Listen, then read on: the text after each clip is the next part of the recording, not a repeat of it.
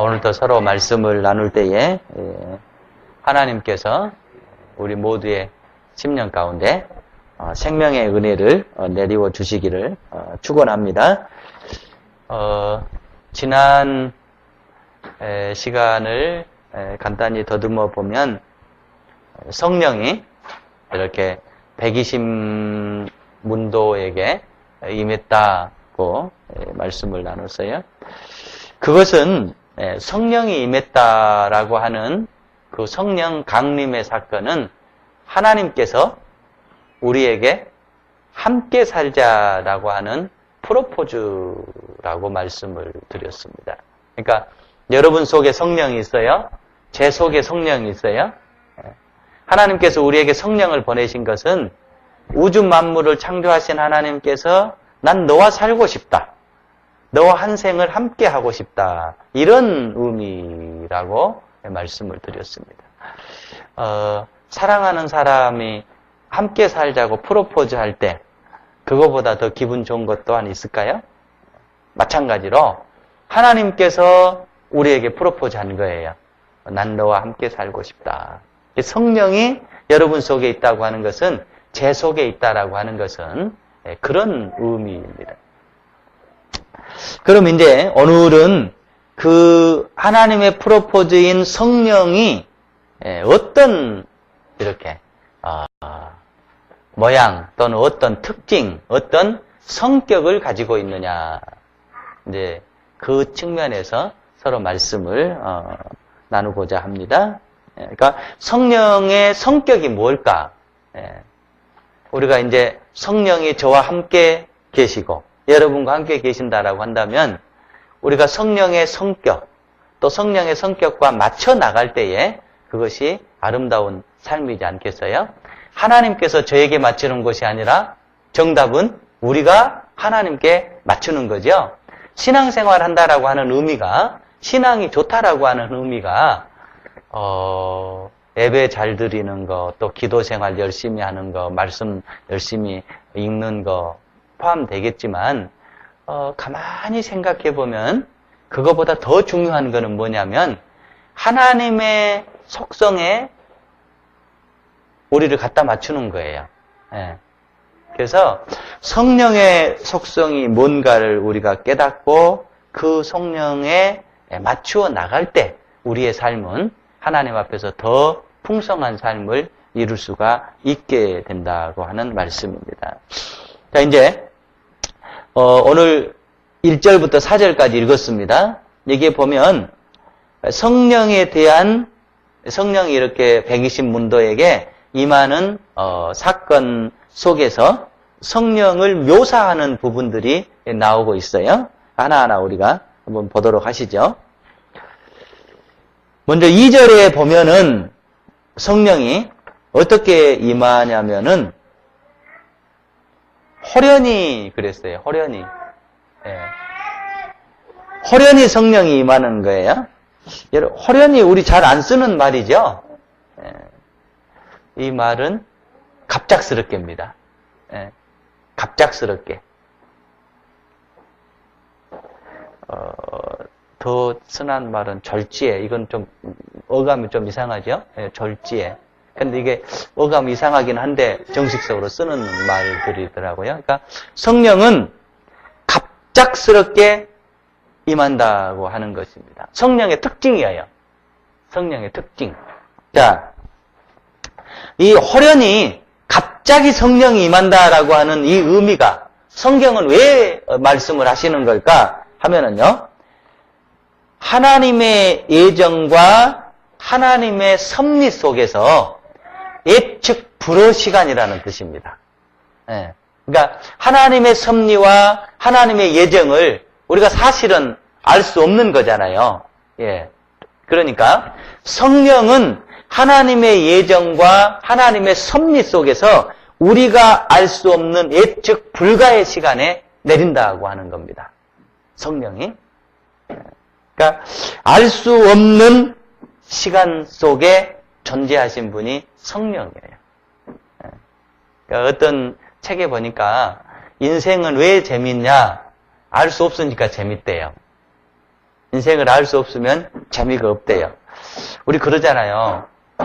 축구 좋아하잖아요. 축구 결과를 다 알고 봐봐요. 진짜 재미없어요.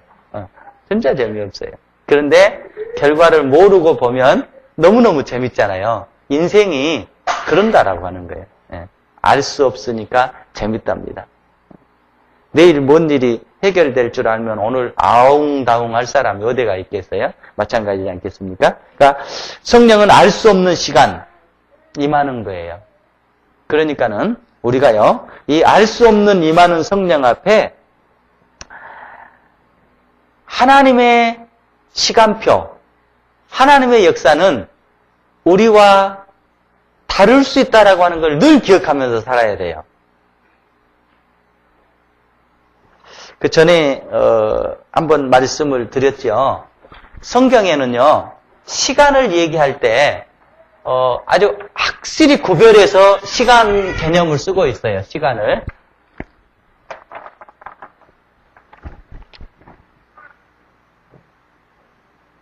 시간.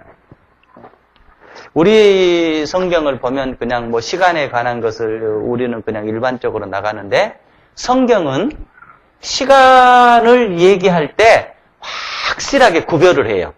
어떻게 구별을 하느냐? 하나님의 시간과 인간의 시간을 딱 구별을 해요. 하나님의 시간과 인간의 시간을 딱 구별을 하는데 이제 저기 이렇게 돼 있는 거예요. 자,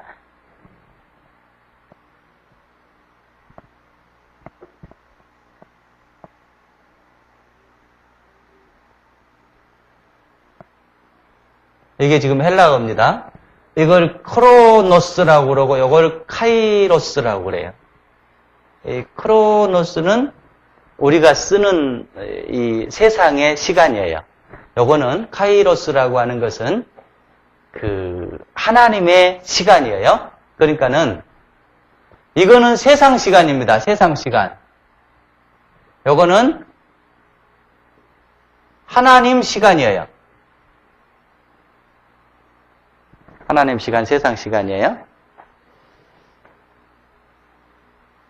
그런데 우리는 우리 인생을 살아나가면서 어디에 붙잡혀 사냐면은 여기 시간 속에 붙잡혀 살아요.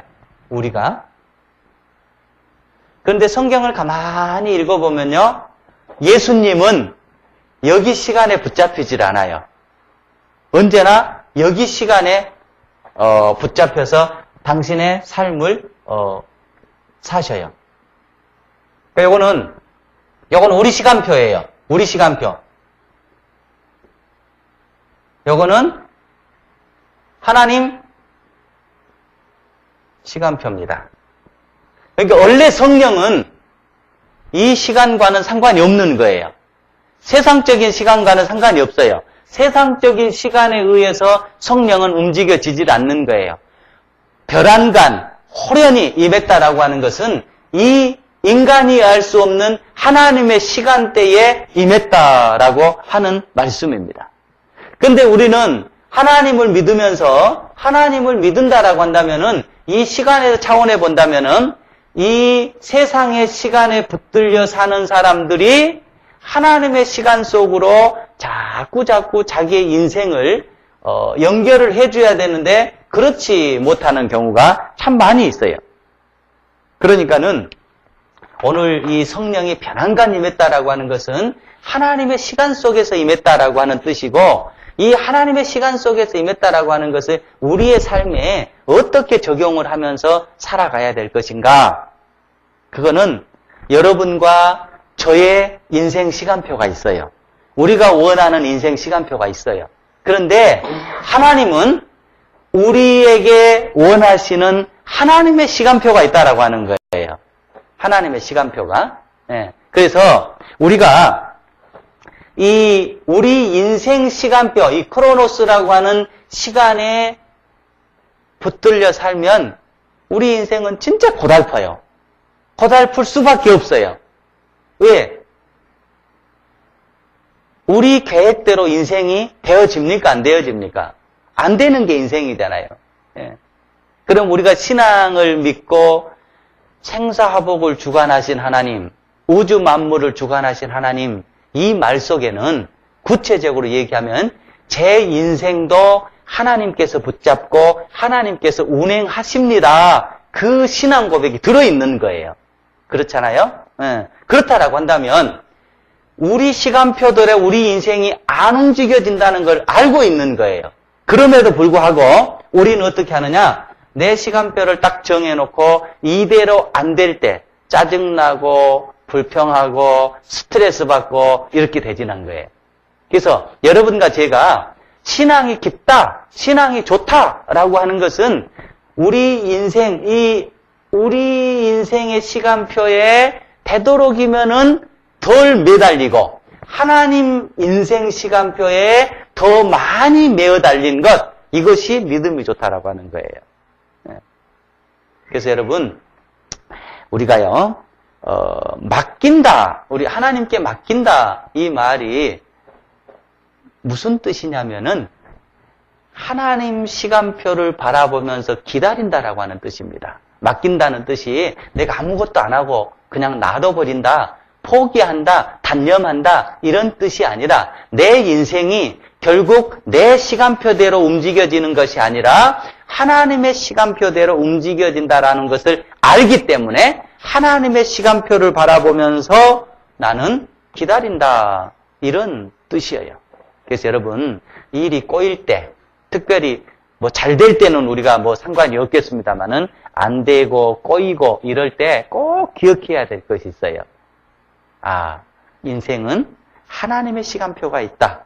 하나님의 시간이 있다. 그래서 여러분이 힘들 때마다 내 시간표를 붙잡으면 더 힘들어요. 어떻게 해야 되겠어요? 하나님의 시간표를 붙잡으셔야 돼요. 네. 그리고 하나님의 시간표 속에 내 삶을 의지하고 살아나가야 될 줄로 믿습니다. 그러니까 지금 이런 현상이 사도행전 1장에서 벌어져요. 제자들이 뭐라고 얘기를 해요? 네.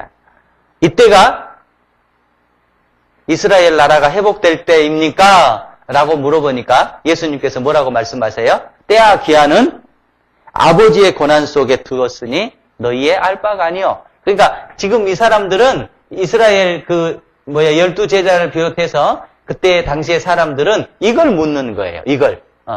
세상 시간을. 그런데 예수님께서는 아니다. 그건 시간은 의미 없는 거다. 이 시간을 알아야 된다. 이 시간을 붙잡아야 된다라고 말씀하고 있습니다. 자, 여러분들이 힘들 때나 저도 힘들 때나 늘 기억해야 될 것은 지금 내가 내 시간표에 살아가려고 노력하고 있구나. 네, 내 시간표대로 안 되어지는데 하나님의 시간표를 바라보면서 하나님의 시간표대로 내가 살아가려고 노력해야 되겠구나. 이럴 때 우리는 더 삶을 지혜롭게 살 수 있고요. 더 풍성하게 살아나갈 수 있을 줄로 믿습니다. 이럴 때마다 우리가 기다리면서 해야 될 것은 뭐냐면은 내 자신을 예비하는 겁니다. 내 자신을 준비하는 것입니다. 그러니까 예수님께서 제자들을 향해서 예루살렘을 떠나지 말고 약속하신 아버지의 성령을 기다리면서 기도하라라고 말씀하는 겁니다. 다음 두 번째는 급하고 강한 바람 같은 소리가 있어. 성령을 이렇게 얘기하고 있어요. 성령을 바람에 비유한 사건들이 많이 나옵니다. 니고데모하고 예수님하고 말씀하실 때도 이렇게 바람의 임의로 불매 어디서 왔다가 어디로 가는지 알지 못하듯이 성령도 그러하니라고 말씀을 해요. 그러니까 성령을 바람에 왜 비유했냐면 그때 당시는 과학적인 사고가 없었잖아요. 그래서 바람이 신비로운 거예요. 그때 옛날 사고로 올라가 보면 바람을 과학적으로 분석을 하지를 못했던 시대니까 바람 그러면은 어디서 시작해서 어디로 가는지 그저 신비로운 거예요. 그러니까 알 수 없는 그 신비함 때문에 성령도 바람처럼 그런 거다라고 설명을 했던 것입니다. 그러니까 어디서 불어서 어디로 가는지 모르기 때문에 지금 이렇게 급하고 강한 바람 같은 소리 이랬습니다. 그러니까 성령은 인간의 의지와 상관이 없는 거예요. 인간의 뜻과 상관이 없이 움직여지는 거예요. 그럼에도 불구하고요, 급하고 강하다고 성령은 말씀하고 있습니다. 그러니까 이것은 하나님의 뜻대로 하나님의 의지대로 움직여지지만 그 파워는 인간이 거역할 수 없다고 하는 말씀이에요. 이것이 성령의 특징입니다. 그래서 여러분, 우리가 생을 방금도 얘기했습니다마는 생을 살아나가는데 하나님을 거슬리면서 살아갈 수는 없는 거예요. 성령을 거슬리면서 살아갈 수는 없는 거예요. 그러면 힘들어져요. 우리의 삶이.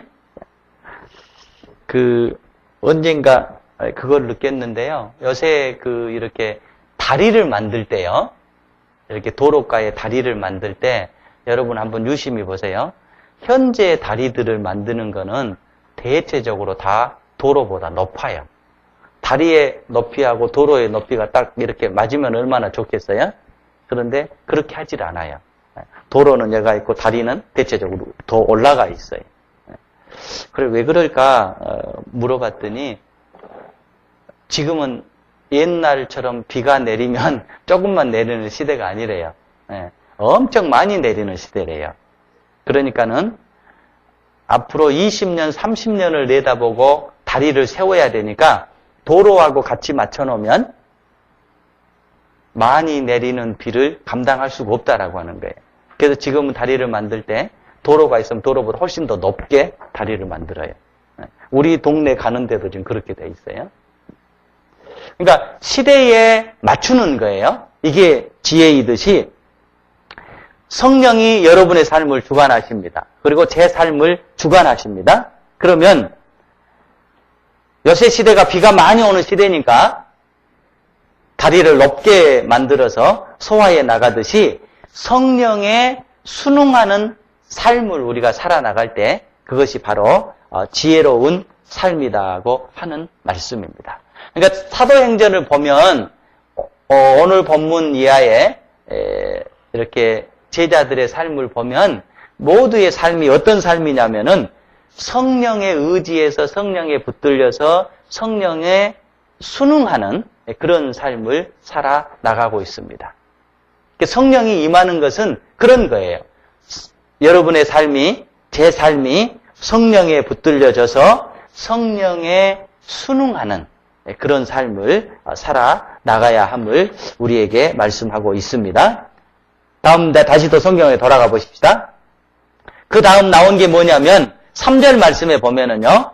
마치 불의 혀처럼 갈라지는 것들이 그렇습니다. 여러분 덥지 않아요? 좀 듭시다. 불의 혀같이 갈라지는 것들이 이렇게 성경은 말씀하고 있어요. 불의 단어를 쓰고 있습니다. 하나님은 하나님의 임재를 얘기할 때는 구약 성경에 불이라고 얘기를 해요. 그러니까 모세의 떨기나무에 불로 임재하신 하나님, 하나님의 속성이에요. 불은 또 하나의 무슨 성격이 있냐면 태우는 성격이 있어요. 그래서 죄를 태울 때 하나님의 불이 임해서 태운다고 하는 말씀입니다. 그러니까 성령은 하나님의 영이기 때문에 불이라고 표현을 하고 있고 그 다음에 우리의 모든 육신적인 것들을 태워버리기 때문에 불이라고 그렇게 성경이 표현을 하고 있습니다. 자, 그런데요, 이 불이 어떻게 임하냐면은 마치 불의 혀처럼 갈라지는 것들이 그들에게 보여 각 사람 위에 하나씩 임했다. 이렇게 말씀합니다. 불같이 내려와가지고 이게 갈라져가지고 어떻게 되냐면은 한 사람 한 사람에게 임했다. 이 갈라졌다라고 하는 것은 한 사람에게 국한된 것이 아니었다라고 하는 거예요. 성령이.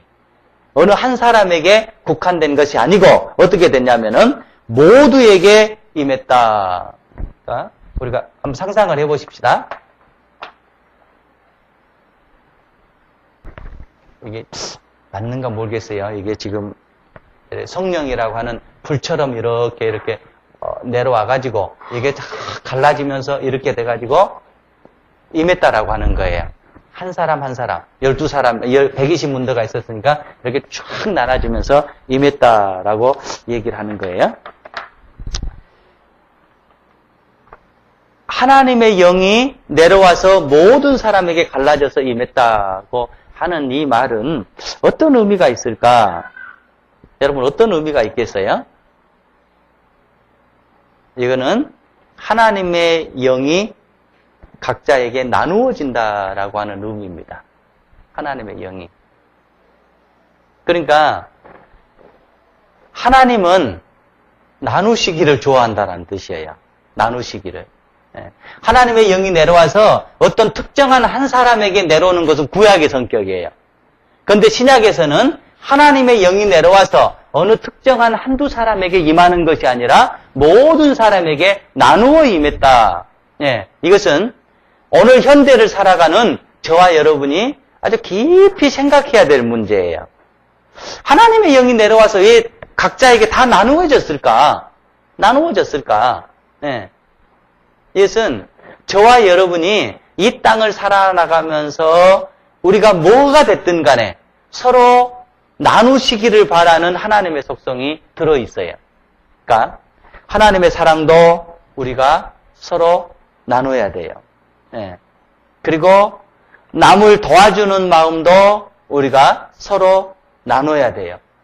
남을 위로하는 마음도 우리가 서로 나눠야 돼요.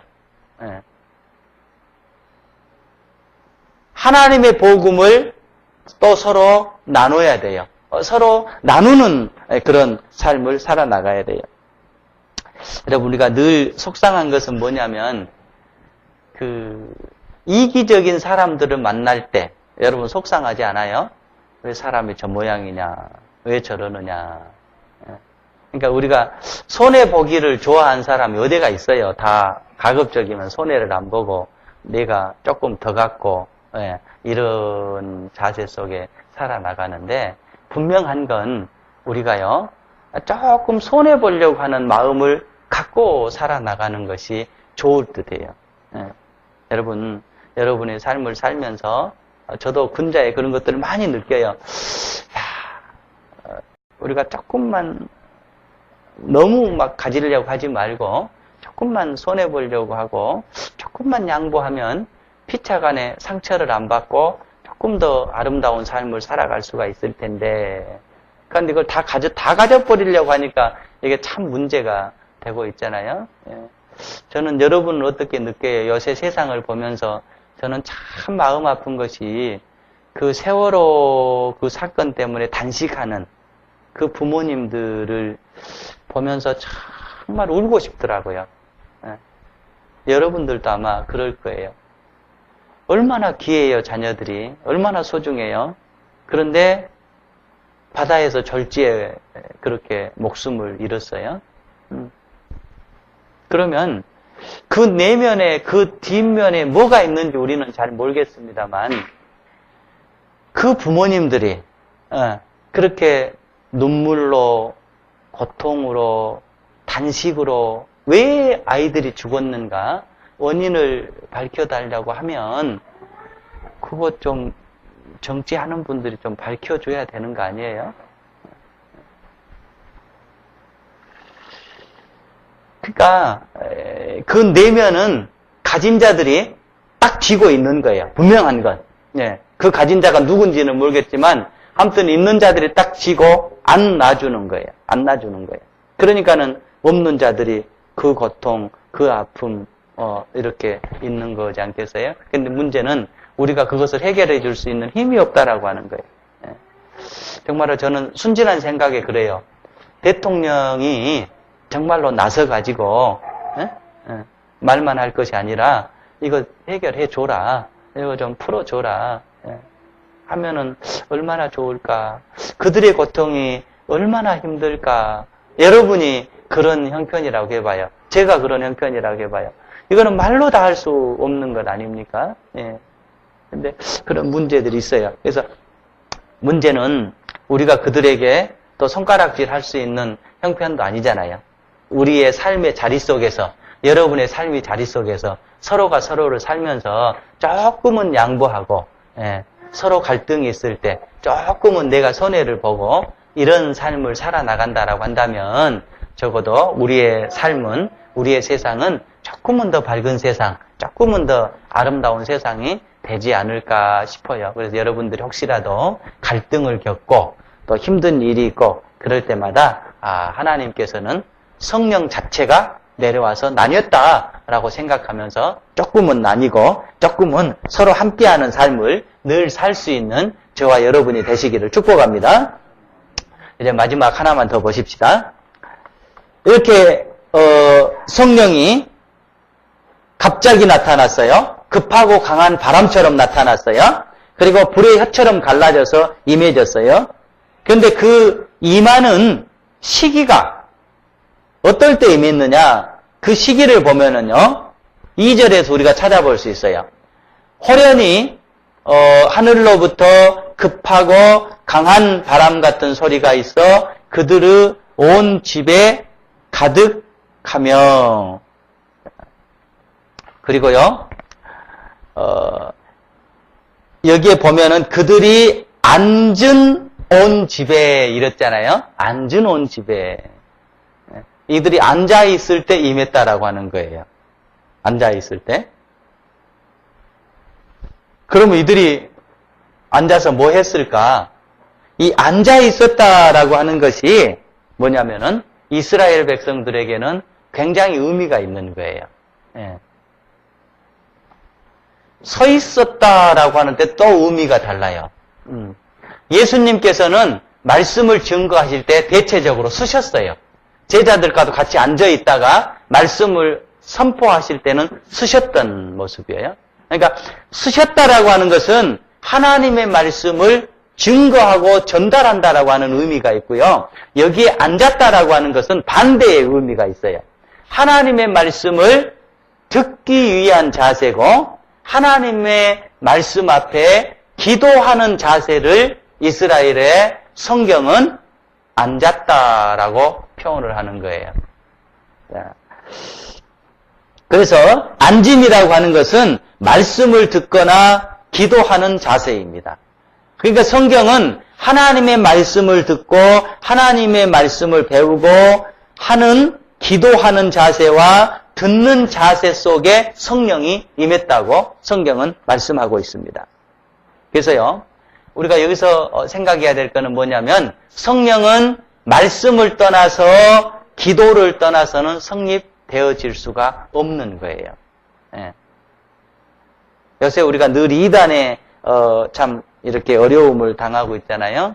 이단들은 뭐라고 얘기하냐면은 어느 특정한 장소에 어느 특정한 사람에 의해서 성령이 임한다고 생각을 해요. 그렇게 주장을 해요.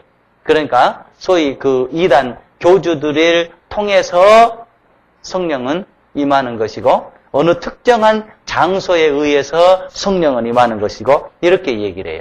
그러나 초대교회 성도들은 그렇게 생각하지 않았어요. 성경은 그렇게 얘기를 하지 않고 있어요. 말씀을 떠나서는 성령이 성립되지 않는 거예요. 기도를 떠나서는 성령이 성립되어지지 않는 거예요.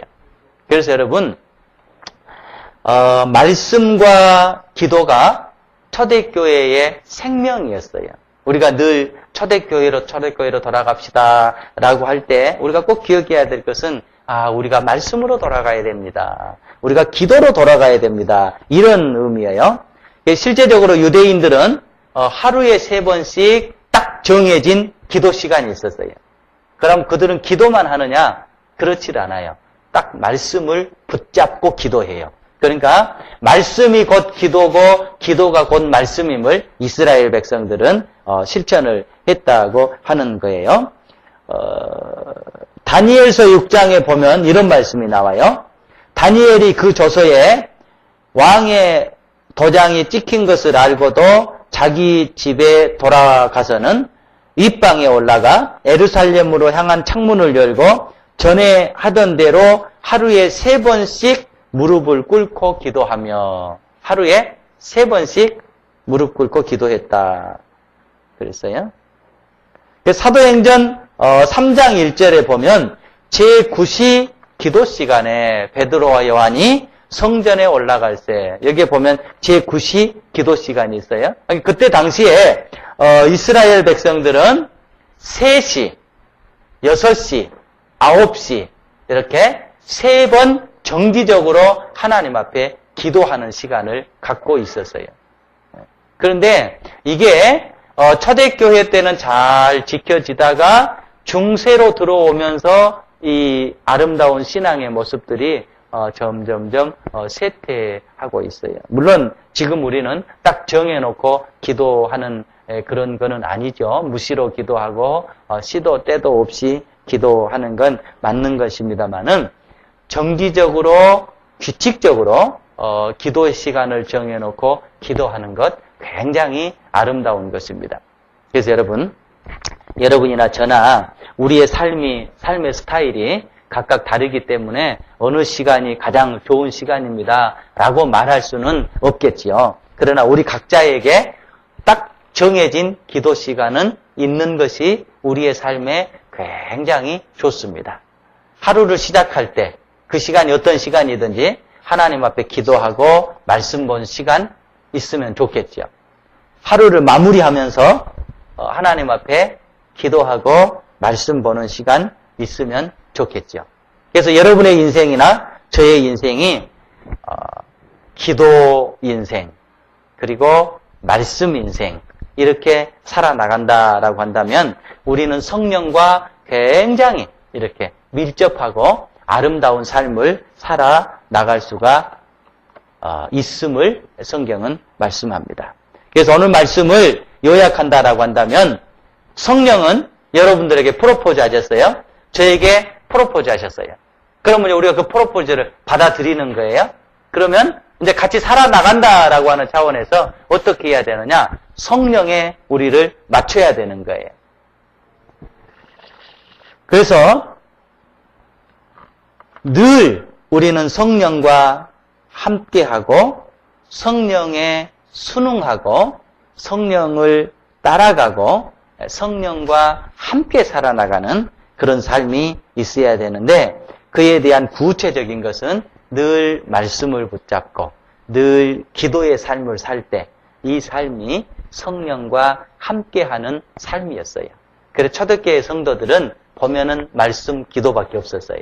그리고 나가서 복음 증거하는 것 이게 전부였어요. 어떻게 보면 신앙생활이 참 간단했어요. 그런데 요새 현대인들 우리에게는 복잡해질 수밖에 없는 거죠.